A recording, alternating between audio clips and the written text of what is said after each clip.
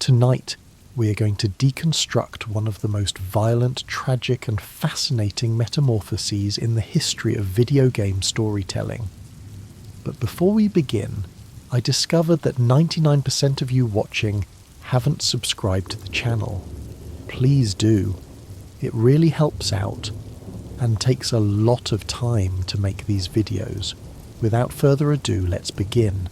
We're looking at a character who begins her journey as a trembling victim in a root cellar and ends it as a scarred, ruthless bounty hunter riding off into the sunset of a dying era. Sadie Adler.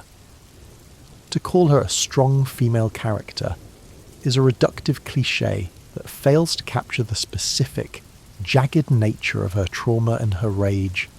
She's not just strong, she's broken, and she has reassembled her broken pieces into a weapon. In a game dominated by men grappling with their morality, Arthur Morgan with his redemption, Dutch van der Linde with his delusions, John Marston with his past, Sadie Adler stands apart because she has no interest in redemption. She has no interest in philosophy. She is driven by a singular, consuming need to balance the scales of a universe that took everything from her. Her story is a revenge tragedy played out against the backdrop of the American frontier.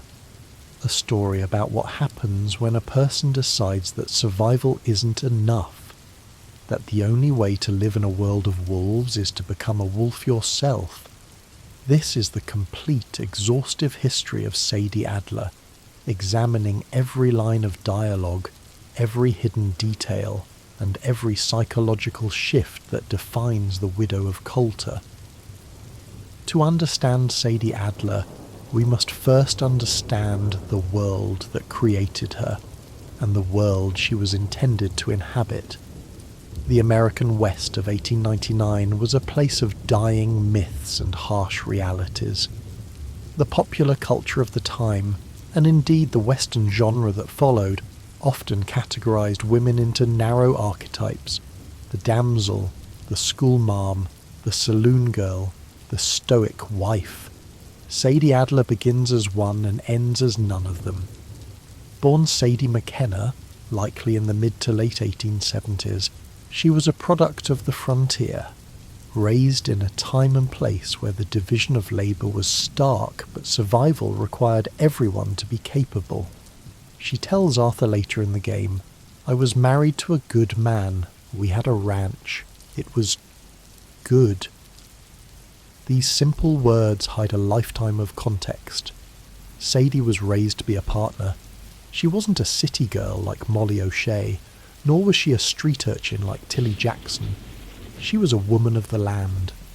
Her father, a man she mentions only in passing, taught her to ride and shoot, not because he wanted her to be an outlaw, but because on the frontier, a woman who couldn't handle a gun was a liability. This upbringing is crucial because it explains why her transformation is so rapid.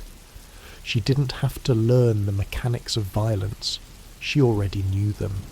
She just had to learn the will to use them against other human beings. The historical context here is vital.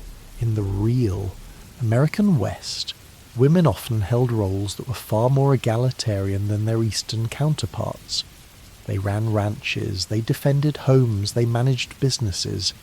The harshness of the environment stripped away some of the Victorian gender norms simply because there wasn't time for them. If the cattle needed herding, you herded them. If the coyotes were attacking the chickens, you shot them. Sadie McKenna was forged in this pragmatic fire. She was tough, capable and resilient long before she ever met Dutch van der Linde.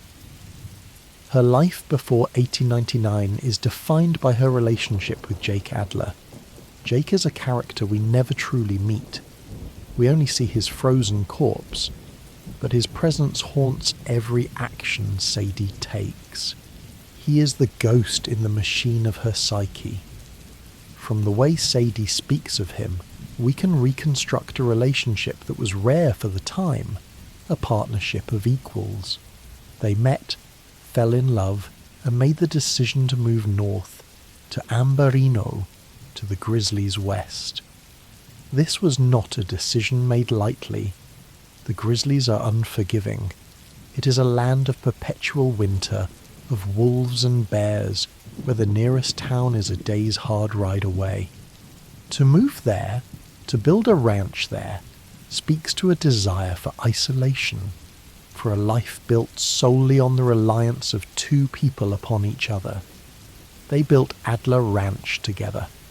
Every log in that cabin, every fence post was likely placed by their hands. It was a hard life, but it was their life. Sadie mentions that she and Jake shared the work. I did my share, he did his. We was partners. This line, delivered to Arthur in Chapter 3, is the key to her entire character arc. In 19th century society, and even within the hierarchy of the Vanderlyn gang, women were often relegated to domestic spheres, but on the Adler Ranch, those gender roles were blurred by necessity. If a wolf attacked the livestock, Sadie didn't wait for Jake to come home. She grabbed the repeater. If a horse needed breaking, she broke it. This equality in her marriage is what makes her subsequent treatment by Pearson and the gang so infuriating to her. She wasn't just grieving her husband, she was grieving her status as an equal human being. She went from being a partner in a rugged enterprise to being a widow, expected to peel potatoes and mourn quietly. We can imagine their evenings. The wind howling outside, the fire crackling in the hearth. Jake playing the harmonica, an instrument Sadie later picks up. A heartbreaking detail of her carrying his memory. They likely talked about the future, about children, about expanding the herd. They were living the American dream in its purest, most rugged form. They were self-sufficient, free, and in love. It was a paradise built in a frozen hell. And because it was a paradise, it was fragile. The tragedy of Sadie Adler is that she did everything right. She didn't rob banks. She didn't swindle people. She didn't look for trouble. She followed the rules. Work hard, build a home, love your spouse. And it meant absolutely nothing. In May of 1899, the chaos of the outlaw world arrived at her doorstep in the form of the O'Driscoll boys. In that cellar, Sadie McKenna died. The woman who emerged was a creature of pure trauma.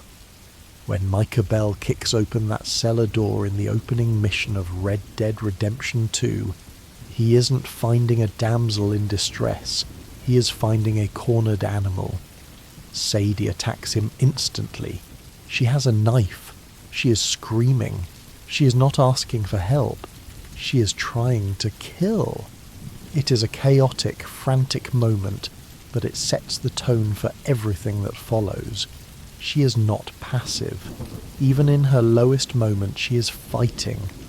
Dutch van der Linde's intervention here is one of his few genuinely noble moments in the game, though it is also self-serving. He drapes his coat over her, a visual symbol of her being enveloped by the gang, and speaks to her with a gentle authority. We are bad men, but we ain't them. It is a distinction that matters to Dutch, and at that moment it matters to Sadie. It is the difference between death and survival. But the most poignant moment of this opening sequence is the fire. During the shootout with the O'Driscolls, a lantern is knocked over. The ranch catches fire. As Sadie is led away by Dutch and Arthur, she stops. She watches her home burn. The fire is consuming everything. Her clothes, her furniture, her memories, and Jake. Jake's body is inside or on the porch, consumed by the heat. She's watching her husband's funeral pyre. The symbolism here is heavy. Fire cleanses, but it also destroys. The burning of the ranch is the final severance from her old life. There is no going back. Even if she wanted to, there is no home to return to. It is crash. She's riding away into a blizzard with a group of strangers, leaving her entire identity burning behind her. The camera lingers on her face, illuminated by the orange glow of the flames. It is a mask of hollow shock. She has lost her past, her present, and her future in the span of a few days. The Coulter chapter serves as a chrysalis for Sadie. For the player, she is a background detail, a shivering figure by the fire. She barely speaks. She refuses to eat. This depiction of grief is remarkably realistic. She isn't immediately plotting revenge. She is simply trying to remember how to breathe. The gang, dealing with their own crisis of survival, largely leaves her be. The women, Abigail, Karen, Tilly, tend to her, but there is a barrier. They are outlaws, women of the life. Sadie is a civilian, a normal woman who has been dragged into their world. She doesn't fit. She's a reminder of the collateral damage their lifestyle causes. Every time Arthur or Dutch looks at her, they are reminded of the violence they inflict on the world. She is a mirror reflecting their own savagery back at them. Arthur Morgan's early interactions with her are distant. He brings her food, he asks how she is, but he is awkward.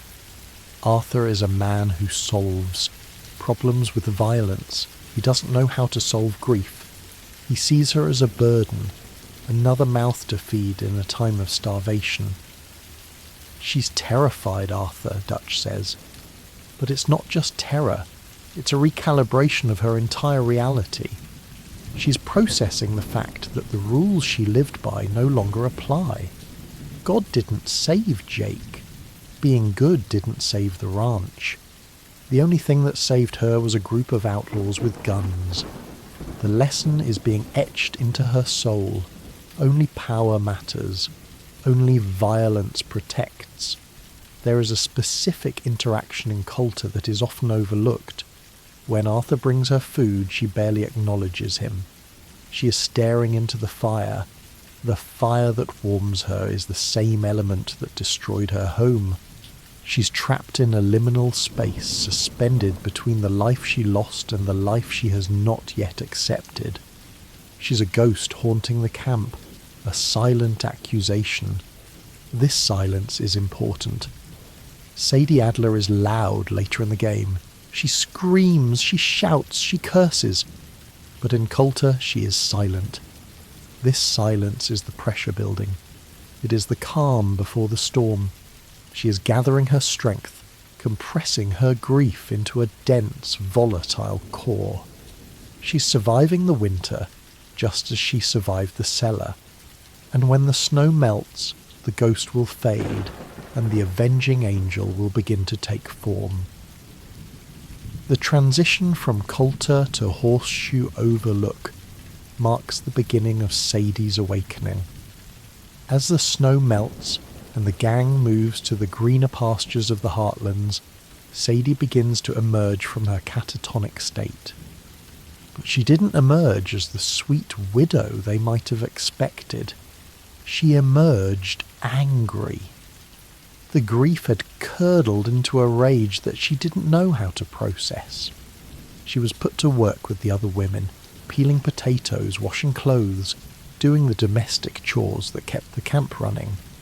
But Sadie Adler was not a woman who could be content with domesticity anymore.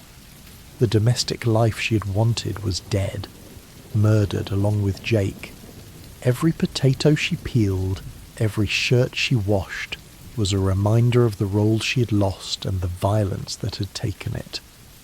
The move to Horseshoe Overlook is a shift from survival to stagnation for Sadie. While the rest of the gang is relieved to be out of the snow, Sadie is trapped. The camp is a bustle of activity. Scams being run, hunting trips organised, plans being made. But Sadie is excluded from all of it. She's placed in a box labelled Grieving Widow, and the walls of that box are made of unwashed dishes and unpeeled vegetables. Her conflict with Simon Pearson is the defining narrative thread of this chapter. Pearson, the camp cook and former Navy man, represents the traditional order. He is loud, somewhat pompous, and deeply invested in the hierarchy of the camp. To him, Sadie is a resource to be managed, a pair of hands to do the work that the men are too important to do. He doesn't understand that he is giving orders to a woman who has stared into the abyss and is currently looking for something to throw into it. The arguments between them are often played for comic relief, Sadie shouting about the quality of the meat or the dullness of the knives, but they are deeply revealing. "I ain't washing no more of your damn clothes, Mr. Pearson," she screams in one memorable exchange. "I didn't survive the O'Driscolls to peel potatoes."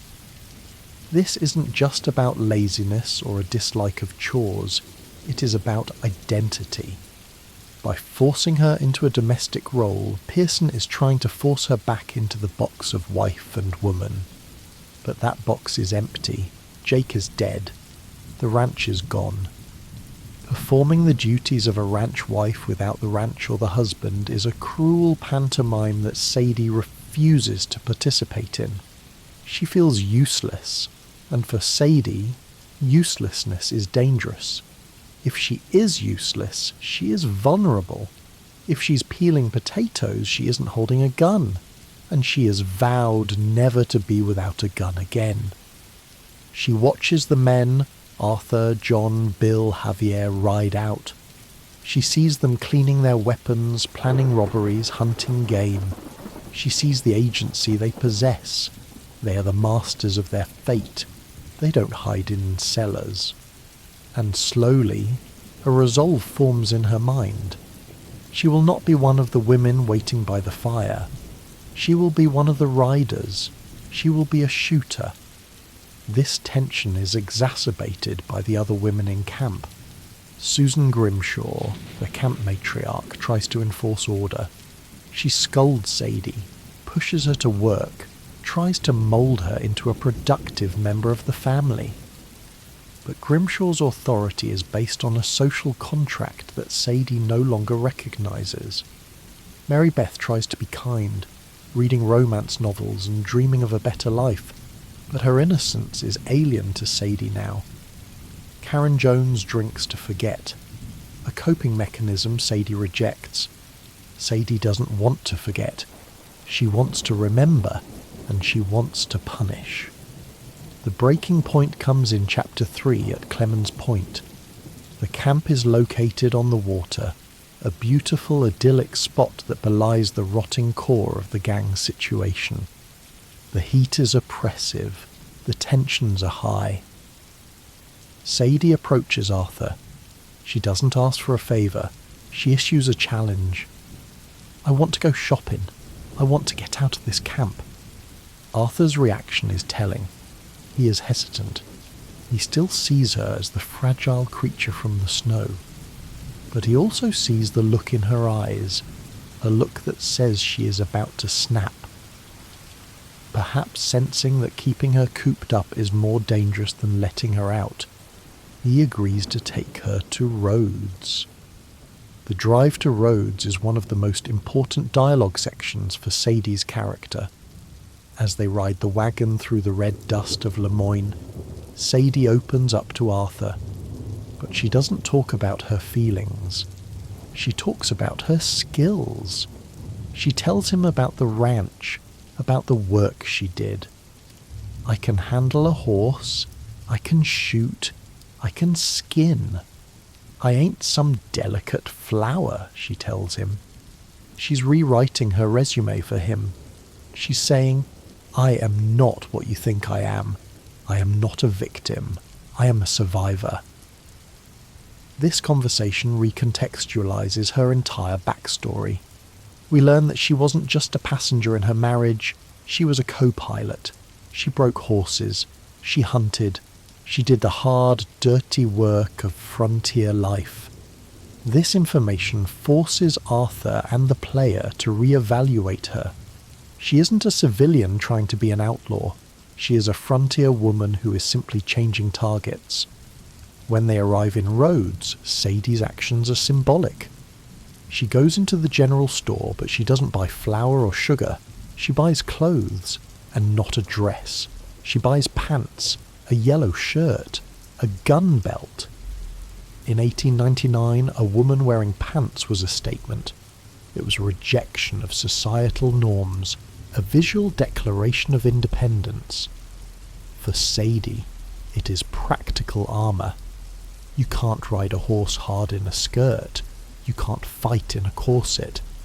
She is shedding the costume of the widow and donning the uniform of the outlaw. When she walks out of that store, she walks differently. She holds herself differently. The transformation is physical. She's no longer hunched over, hiding in a shawl. She stands tall, her hand resting near her new holster. She's arming herself for the war she has declared on the world. The return trip is the spark that ignites the powder keg. The Lemoyne Raiders, local Confederate holdouts, who are essentially the O'Driscolls with a different flag, ambush them. They block the road, demanding tribute. Arthur, ever the diplomat of violence, tries to handle it. He expects Sadie to cower. He yells at her to get down, to hide. Instead, she grabs the reins. She pulls her cattleman revolver, and she fights. It is a revelation. Sadie Adler is a natural. She doesn't flinch at the gunfire. She doesn't hesitate to kill. In fact, she revels in it. She drives the wagon through the ambush, shooting back with a steady hand. She is shouting, not in fear, but in aggression. "You want some of this?" she screams. It is a moment of pure adrenaline-fueled catharsis. For the first time since the ranch, she feels powerful. She feels in control. The gun in her hand is a magic wand that turns fear into power. Arthur is shocked. "You're a maniac, Mrs. Adler," he yells, but there is admiration in his voice. He is a man who respects competence above all else, and he has just seen it in spades. He realizes that he has misjudged her. She isn't a liability. She is an asset. After the smoke clears, Sadie is breathless, grinning. "I want to do that again," she says. It is a disturbing line, but a pivotal one. It marks the death of her innocence. She has tasted blood, and she finds that she has a taste for it. It isn't just about survival anymore. It's about the rush. It's about the feeling of being the predator instead of the prey. From that moment on, Sadie's role in the gang changes. She's no longer just the widow. She's a gun. She starts standing guard duty. She joins the men around the campfire not as a server of coffee, but as an equal. She participates in the planning, but her integration is not seamless. She's still a loose cannon. Her hatred for the O'Driscolls a blinding force. The other gang members react to this change in various ways. Dutch is amused and pleased. He sees another soldier for his army. Micah is dismissive, calling her Mrs. Adler with a sneer that suggests he knows she is dangerous but refuses to respect her. Pearson is terrified. The woman he was ordering around is now cleaning a repeater at the table where he serves stew. But it is her relationship with Arthur that shifts the most. They become partners. Not in the way she was partners with Jake. That kind of love is gone. But partners in violence. Arthur begins to trust her. He sees a kindred spirit, someone who has been broken by the world and has decided to break it back. He stops protecting her and starts relying on her. This chapter of her life is about defining her new identity. She's no longer Sadie McKenna, the rancher's daughter. She's no longer Mrs. Adler, the grieving widow. She's becoming simply Sadie, a force of nature, a woman who has looked at the options available to her, victim or victimizer, and made her choice. She will never be in a cellar again. If Clemens Point was the spark, Shady Belle is the fire. The gang moves into an old, decaying plantation house in the swamps of Lemoyne. It is a place of ghosts, fitting for a gang that is slowly becoming ghosts themselves. Sadie takes an active role in securing this new home. When Arthur rides in to clear out the Lemoyne raiders who are squatting there, Sadie is right beside him. This mission is a showcase of her tactical evolution. She isn't just shooting wildly anymore. She is clearing rooms. She moves with purpose. She covers angles. She and Arthur work as a unit, a seamless team of destruction. There is a moment where they find the raiders' leader in the master bedroom. Sadie doesn't hesitate. She is the one who pushes the action. She is claiming this space, not just for the gang, but for herself. She is carving out a territory where she feels safe, and she is doing it with bullets. But the true test of her resolve comes later, when the O'Driscolls launch a surprise attack on Shady Belle. The gang is caught off guard. The O'Driscolls swarm the property. In the chaos, Dutch orders the women and children to hide inside. Most comply. Abigail, Tilly, Mary Beth, they run for cover. Sadie Adler does not run. She stands on the balcony, rifle in hand, and refuses to retreat. "I told you I ain't hiding in no cellar no more," she screams. This line is the thesis statement of her entire life now. The cellar was a place of helplessness, of victimization. She would rather die on her feet, gun in hand, than survive on her knees in the dark. She fights with a ferocity that is terrifying to behold. She isn't just defending the camp, she is hunting. She is punishing every O'Driscoll who dares to step onto the property. She's exorcising the demons of the ranch with every pull of the trigger. Arthur, seeing her refusal to hide, joins her. They hold the line together. It is a bonding moment forged in blood. Arthur sees that her trauma has not made her weak. It has made her dangerous. And in the world they live in, dangerous is good. Dangerous keeps you alive. However, Sadie's greatest contribution to the gang, and perhaps her most heroic period, happens largely off-screen for the player. It occurs during the Guarma chapter. The bank robbery in St. Denis goes catastrophically wrong.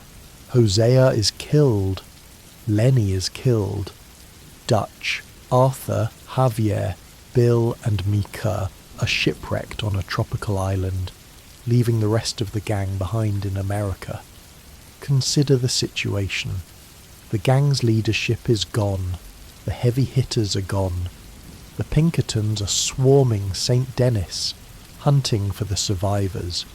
The gang is left with a terrified Reverend Swanson, a drunk uncle, a confused Strauss, and the women and children. They're leaderless, vulnerable, and panicked. Into this vacuum steps Sadie Adler. She doesn't panic. She doesn't flee. She takes command. She recognizes that Shady Belle is compromised. She knows the Pinkertons will come there first. She organizes the evacuation. She rallies the frightened members. She coordinates with Charles Smith, the only other capable warrior left. Together, they move the gang into the deep swamps of Lacay, a hidden, miserable, but safe location. This is not a simple task. Moving a group of civilians, supplies and wagons through a swamp while being hunted by federal agents is a logistical nightmare. It requires not just courage, but strategic thinking. Sadie has to scout routes, set up perimeters, and manage the personalities of a group on the verge of collapse. She becomes the leader they needed. She is decisive. She is protective. She is the mother wolf guarding her pack. We can imagine the nights in the swamp, the mosquitoes, the alligators, the constant fear of a Pinkerton lantern piercing the fog. Sadie would have been awake for days, rifle across her lap watching the tree line. She kept them alive through sheer force of will. When the player finally returns from Guarma and finds the gang at Lakay, the dynamic has shifted. Sadie is sitting at the table, map spread out, planning. She is the one giving orders. She is the one keeping morale up. She has kept them alive. Without her, the gang would have been captured or killed. She saved Abigail. She saved Jack. She saved the family that Dutch abandoned. This period transforms her standing in the gang. She's no longer a gunman. She's a lieutenant. She's a leader. When the Pinkertons attack Lakay shortly after the reunion, Sadie is on the front lines. She fights with a desperate courage, refusing to let the law take anyone else she cares about. She has found a new family, not to replace Jake, but to give her a reason to keep breathing. She will not let the O'Driscolls or the Pinkertons or anyone else take this family from her. She's lost enough. Her relationship with Charles Smith during this time is worth noting. Charles is a stoic, honourable warrior. Sadie is a chaotic, vengeful fury. Yet they work perfectly together. They are the two outsiders, the Native American and the widow, who prove to be the most loyal members of the gang. They bond over their shared duty to protect the weak.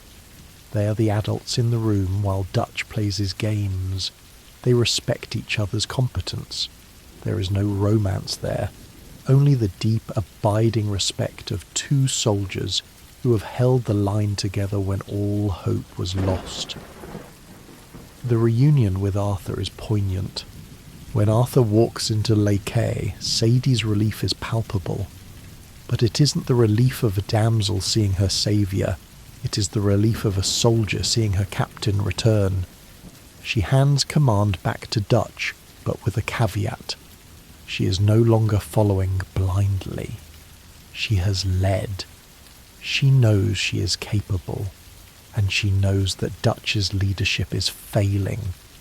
She has seen the cracks in the foundation, and she has been the one holding the building up. This chapter cements Sadie as one of the most important characters in the lore. She is the reason there is a gang left to save in Chapter 6. She is the bridge over the abyss, and she did it all while carrying the weight of her own grief, a weight that never gets lighter, only more familiar. By the time the gang settles into the grim, bat-infested cave of Beaver Hollow, the world is ending. Dutch is unravelling, Micah is whispering poison, and Arthur is dying.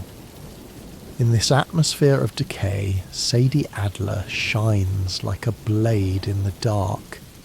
She's no longer just a member of the gang, she is one of its pillars. Her relationship with Arthur reaches its zenith here. They are the two adults in the room, the only ones who see the situation clearly. Arthur, facing his own mortality, trusts Sadie implicitly. You and me, Sadie. We're the only ones left, he seems to feel, even if he doesn't say it exactly like that. He trusts her with his life, and more importantly, he trusts her with the lives of the people he cares about. The first major act of defiance in this chapter is the rescue of John Marston. John has been arrested and is being held at Siska Penitentiary, a fortress island. Dutch, paranoid and influenced by Micah, refuses to break him out. He claims it's part of the plan, but it's clear he is willing to let John rot or hang to save his own skin. Sadie Adler says no. She approaches Arthur with a plan. It is a plan born of loyalty, not obedience. She shames Dutch by doing what a leader should do, protecting their own. The Siska breakout is a masterclass in Sadie's tactical audacity. She scouts the prison.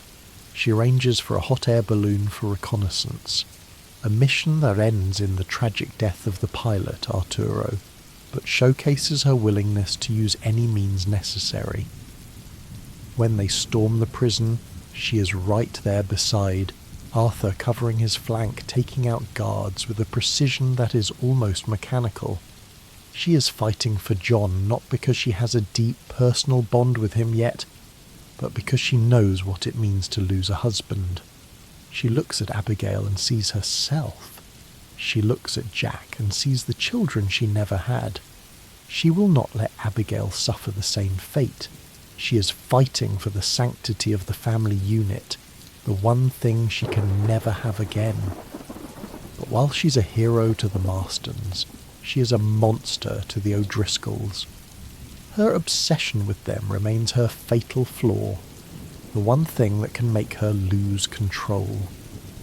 In Chapter 6, she learns that Colm O'Driscoll has been captured and is set to hang in St. Denis. She demands to be there. She needs to see it. She needs to witness the death of the man who authorized the destruction of her life. Along with Dutch and Arthur, she infiltrates the execution. But things go wrong. She spots O'Driscoll men in the crowd. She realizes there is a rescue plan. She and Arthur have to act. In the chaos, she kills the O'Driscoll gunman. She watches Colm hang. She sees him dance at the end of a rope, his face turning purple, his life extinguishing. And the look on her face is not relief. It is a grim satisfaction, but it is empty. The death of Colm O'Driscoll does not bring Jake back. It does not rebuild the ranch. It is just a death. It is a period at the end of a sentence that she wishes she could rewrite, and it is not enough. The O'Driscolls still exist. The gang is still out there. Sadie tracks them to their final stronghold, Hanging Dog Ranch. She asks Arthur to ride with her. "I need to finish this," she says. "I need to kill them all." This mission is Sadie unleashed. It is the climax of her vengeance arc. She's a whirlwind of death. She charges into the ranch, screaming, shooting, stabbing. She clears the barn, a dark echo of her own barn, and kills the fat, bearded O'Driscoll lieutenant who taunts her. She stabs him repeatedly, long after he is dead. She is covered in blood, shaking, weeping. It is a terrifying scene. Arthur watches her with a mix of horror and pity. He sees that the vengeance has consumed her. She has become the thing she hated. She has become a killer of men. "It's done," she whispers, "but we know, and she knows, that it will never truly be done. The hole in her heart is too big to be filled with bullets." As the Van der Linde gang collapses, Sadie remains loyal to the people, not the leader. She sees Dutch for the fraud he has become. She sees Micah for the snake he is. She aligns herself fully with Arthur and John. When the Pinkertons raid the camp, she helps Abigail escape. She is the one who stays with Arthur until the very end, helping him protect the Marston family. In the chaos of the final confrontation, while Dutch and Micah are tearing the family apart, Sadie is fighting to save the future. She helps John get to his family. She covers their retreat. She fights off Pinkertons while Arthur goes back for the money or to help John. She is the bridge to the future. She ensures that the Marstons survive. Sadie Adler is the reason Red Dead Redemption 1 happens. Without her, John dies in 1899. Without her, Abigail dies. Jack dies. She is the guardian angel of the Marston family, an angel with blood on her wings and a repeater in her hands. The epilogue picks up years later, in 1907. The world has moved on. The Van der Linde gang is a memory, a ghost story told in saloons.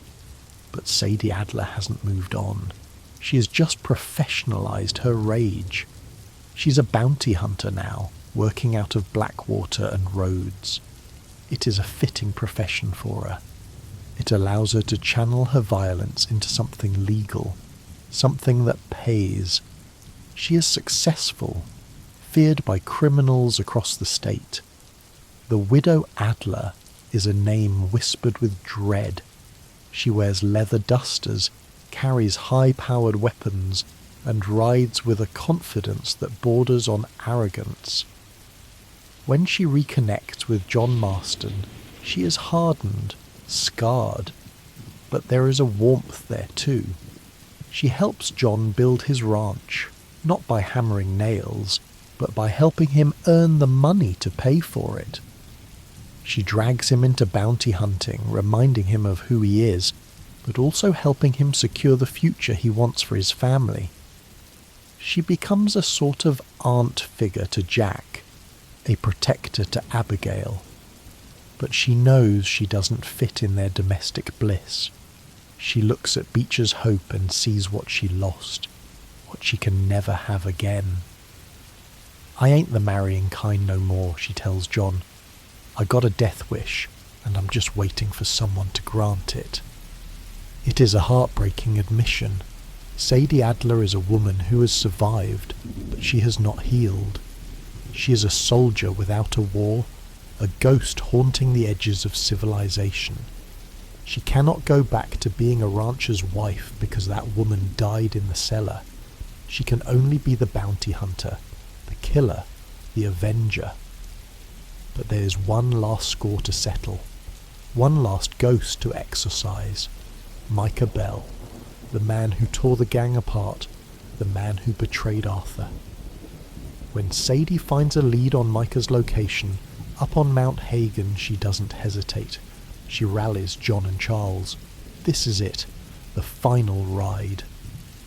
The ascent up Mount Hagen is a gauntlet of death, and Sadie is in the thick of it.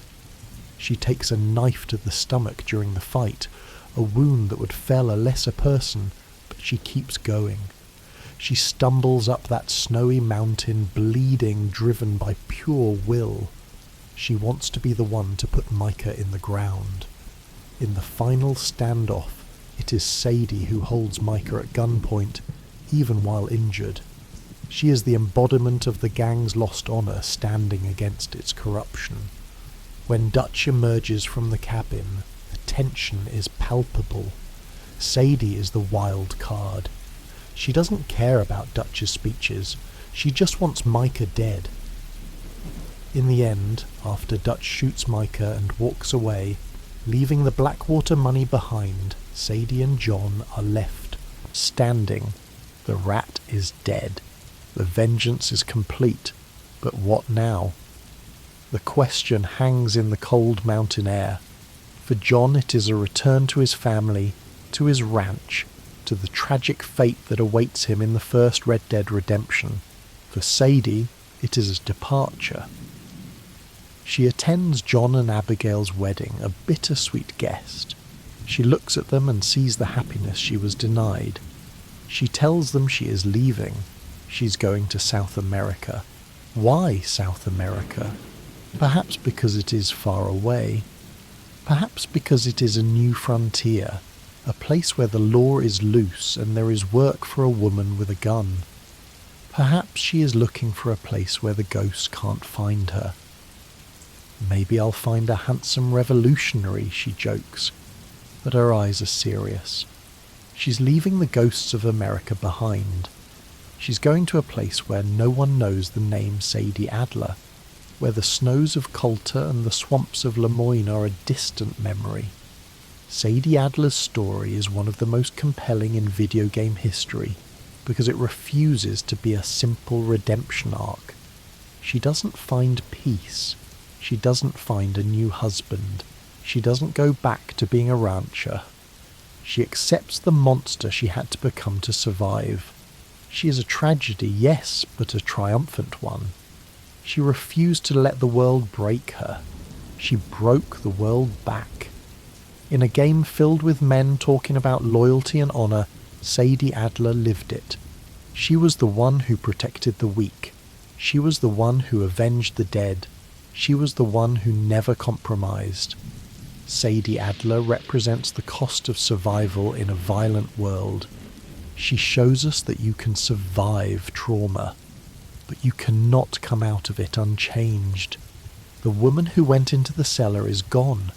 The woman who came out is a legend, the widow of Coulter, the gunfighter of the gang, the woman who looked the devil in the eye and didn't blink. And as she rides south, away from the snow and the graves, we can only hope that she finds whatever it is she's looking for, or at least that she finds a good fight. Because that is all Sadie Adler has left.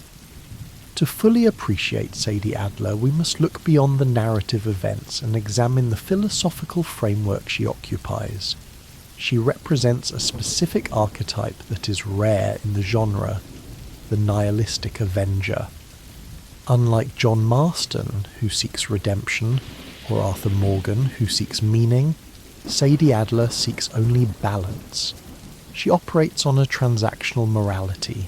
The world took a life, Jake, so she must take lives in return.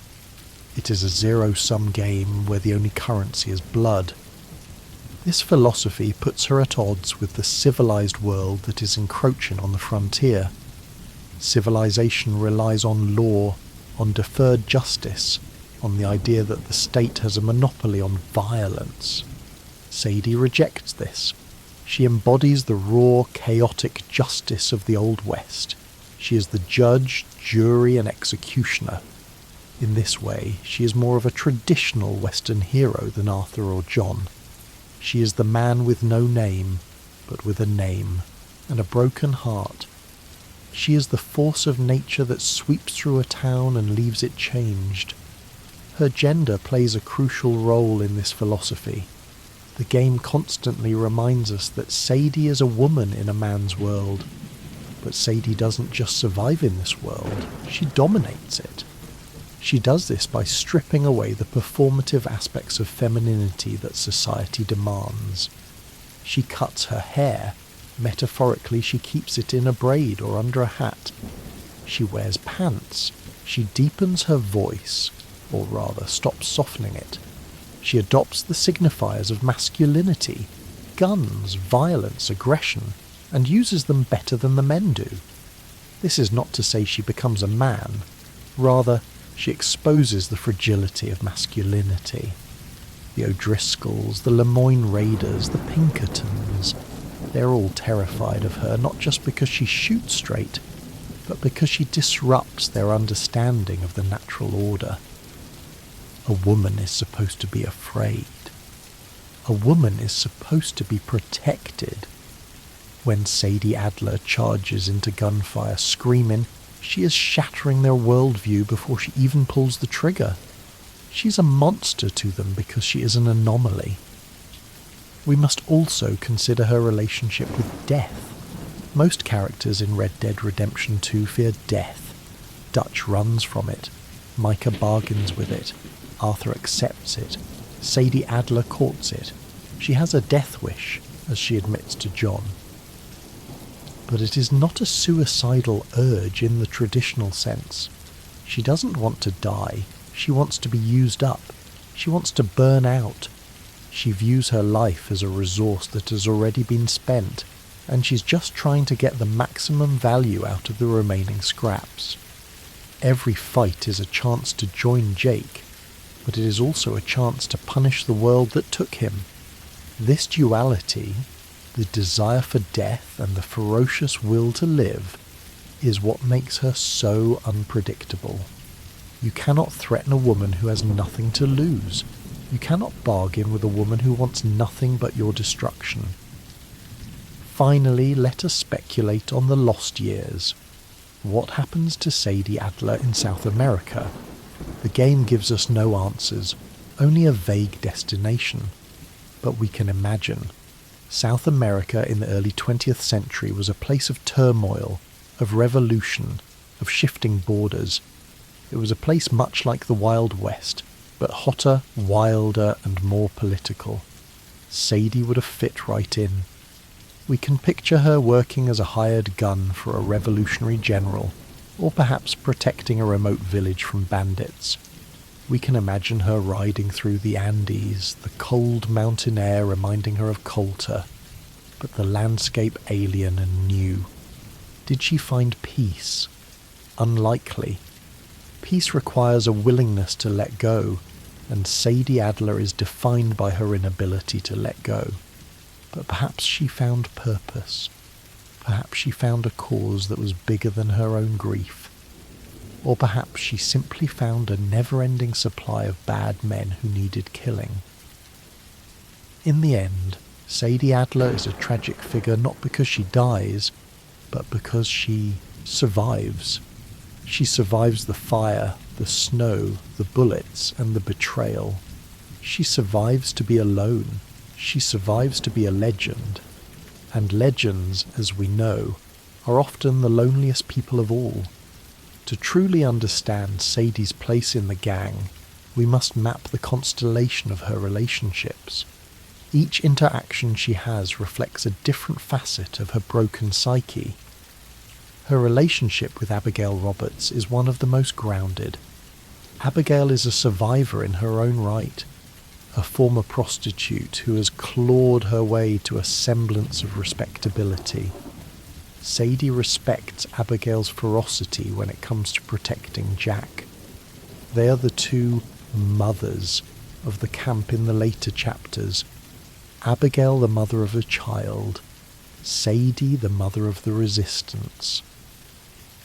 When Sadie helps Abigail escape Beaver Hollow, it is an act of sisterhood.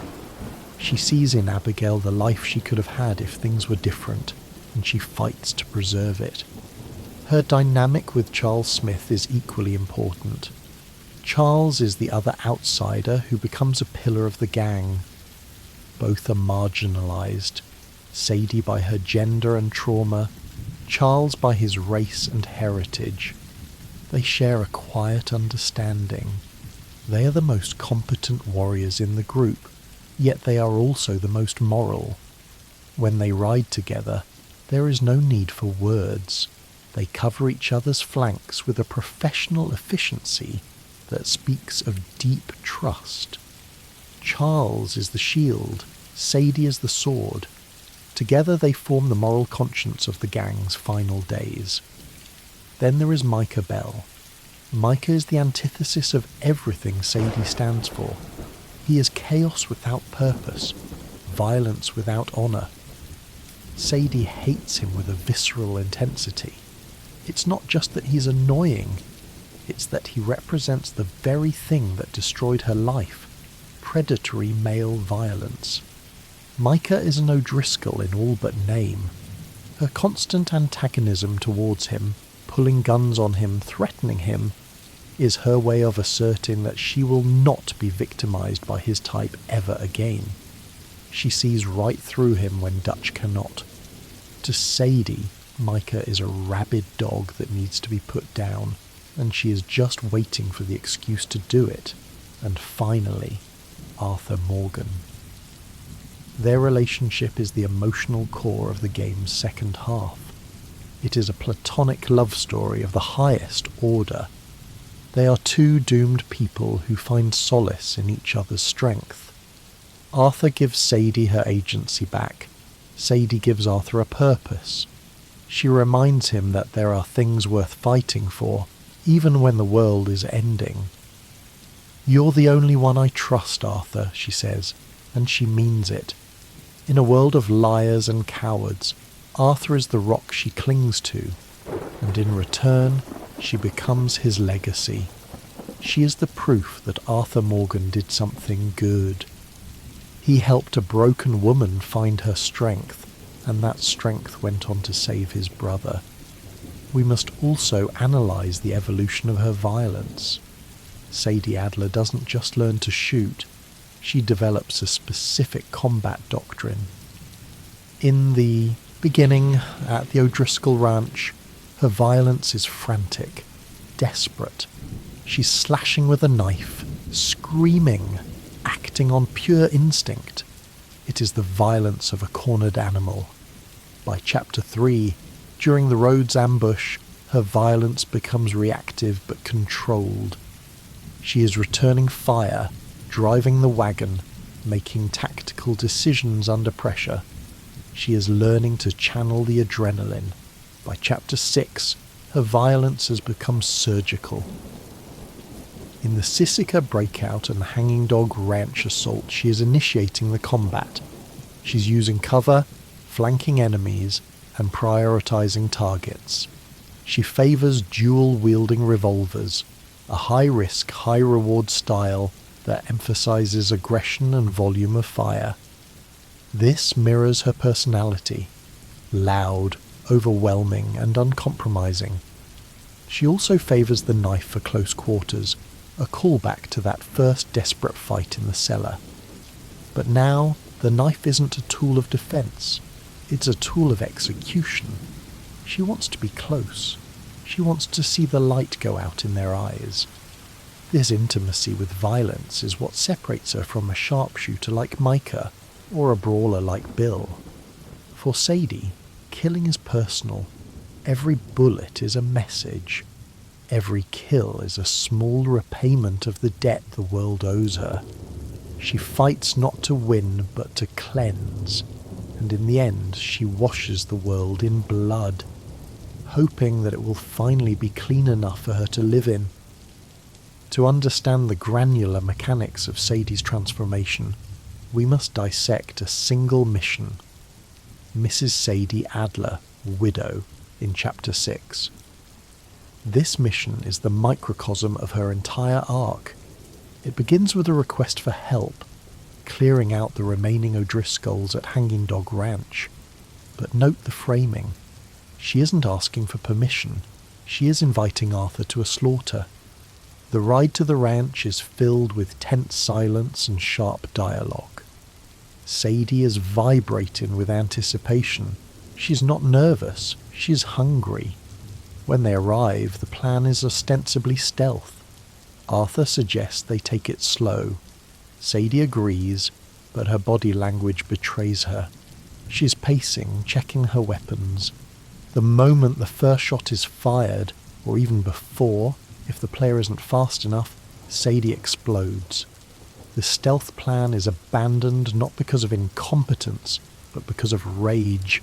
She screams, "You killed my husband!" It is a battle cry, a declaration of identity. She charges into the open, drawing fire. This is tactical suicide, but psychological warfare. The O'Driscolls are terrified. They are fighting a ghost who refuses to stay dead. The climax of the mission in the barn is pivotal. The O'Driscoll lieutenant is not just an enemy, he is a symbol. He is the embodiment of the toxic masculinity that destroyed her life. He taunts her, calling her a bitch, trying to diminish her. Sadie's response is not a witty quip, it is visceral violence. She stabs him, repeatedly. The camera lingers on the act. It is messy, intimate, and horrifying. Arthur watches, and we watch with him. We see the toll this takes on her. She is hyperventilating, covered in blood. She has won, but she has also lost a piece of her humanity in that barn. This scene demonstrates that her revenge is not clean. It is not a glorious duel at high noon. It is a dirty, bloody knife fight in the dark. Sadie Adler is not just a character, she is a mythic figure. If we look at classical mythology, she aligns closely with the Erinyes, or the Furies, of Greek legend. The Furies were female deities of vengeance, specifically punishing crimes against the natural order, such as the murder of family. They were relentless, terrifying, and operated outside the bounds of Olympian law. Sadie is a fury of the American West. She's punishing the O'Driscolls for the violation of her home and the murder of her husband. She's a force of chthonic justice, rising from the earth, the cellar, to exact a blood price. We can also see parallels with the Valkyrie of Norse mythology. Valkyries were choosers of the slain, warrior women who decided who lived and who died on the battlefield. Sadie assumes this role in the gang. She decides who is worth saving, Abigail, Jack, John, and who deserves to die, O'Driscoll's Micah. She's a psychopomp, guiding the gang to its end. Cinematically, she shares DNA with the bride from Kill Bill. Both are women who were killed on their wedding day, or in Sadie's case in her marriage home, and reborn as instruments of death. Both are driven by a singular list of targets. Both are underestimated by the men they hunt. But unlike the bride, Sadie doesn't get a happy ending with her daughter. She gets the open road. She's also reminiscent of Furiosa from Mad Max Fury Road. A woman who has survived unspeakable trauma and risen to become a war captain, driving the war rig, the wagon, and fighting better than the warlords. Sadie Adler is the Western Furiosa, a woman who has stolen her agency back from the patriarchy and is using it to burn their world down. Sadie's dialogue evolves alongside her combat skills. In the early chapters, her sentences are short, fractured by grief. She speaks in whispers or sudden outbursts. They killed him, she stammers. It is the language of a victim, but as she transforms, her language becomes sharper, more imperative. She stops asking questions and starts giving orders. By chapter 6, her dialogue is almost entirely transactional or threatening. "You want to die?" she asks a guard. It's not a question, it's an offer. She uses profanity as a weapon, stripping away the polite veneer of 19th century speech. When she tells Dutch, "I ain't hiding in no cellar no more," the grammar is rough, but the meaning is crystal clear. It is a rejection of the passive voice. She is the active subject of her own sentence now. Her interactions with Arthur are particularly telling. They develop a shorthand. "You ready?" "Always." They don't need long speeches about feelings. Their bond is expressed through the economy of language. In a game script known for its flowery speeches, "Looking at you, Dutch," Sadie cuts through the noise. She speaks the truth, however ugly it is. She names the things that others are afraid to name. When the gang is falling apart, she is the one who says it out loud. Her voice becomes the voice of reality crashing into Dutch's fantasy.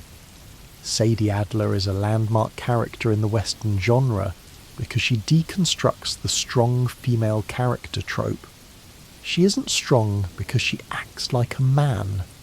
She is strong because she embraces the feminine rage that the genre usually suppresses. The Western has traditionally been a genre about men imposing order on chaos. Women are usually the chaos, the saloon girl, or the order, the school marm. Sadie is neither. She is the storm. She challenges the patriarchal structure of the gang, not by trying to lead it, but by outperforming it. She's a better shooter than Bill, smarter than Dutch, and more loyal than Javier. She exposes the lie at the heart of the gang, that they are outlaws for freedom. They're just men playing dress-up. Sadie is the only true outlaw, because she lives outside of all laws, civil, moral, and gendered. Her ending is the ultimate feminist statement. She doesn't get married, she doesn't settle down, she rides off alone. In a genre where women are defined by their relationships to men, Sadie defines herself by her relationship to violence and freedom. She is the final evolution of the Western hero, a woman who needs no one, fears nothing, and owes the world only a bullet. She is the answer to the question, what happens when the damsel in distress picks up the gun and shoots the villain herself? The answer is Sadie Adler, and she is magnificent. We cannot conclude this analysis without touching upon Sadie's presence in Red Dead Online. Set in 1898, a year before the main story, Ardio gives us a glimpse of Sadie and Jake Adler at the height of their happiness. You can find them at the Adler Ranch, offering missions to the player. This inclusion is heartbreaking. Seeing Jake alive, hearing them banter, watching them work together, it twists the knife for anyone who knows what is coming. In RDO, Sadie is already tough, already capable, but she is light. She smiles. She has hope. It serves as a cruel, beautiful prologue that underscores the magnitude of her loss. Beyond the game, Sadie Adler has left an indelible mark on the gaming landscape. She is frequently cited as one of the best written female characters in the medium. The demand for a Sadie Adler DLC or a Red Dead Redemption, Thruisgeholen starring her, has been constant since the game's release. Why? Because she represents a fantasy that is rarely indulged. A fantasy of unbridled female power. In a world that often tells women to be quiet, to be nice, to be forgiving, Sadie Adler screams, she is not nice, she does not forgive. She is a burning house that refuses to be put out. Her legacy is one of complexity. She proves that a female character does not need to be likable to be loved. She does not need to be morally pure to be a hero. She just needs to be real. And Sadie Adler, with all her scars, her bad grammar, and her blood-soaked hands, is as real as it gets. She is the spirit of the frontier, beautiful, dangerous, and doomed. As we watch her ride south in the final credits, we're not watching a character exit a stage. We're watching a legend ride into history. Long live the widow.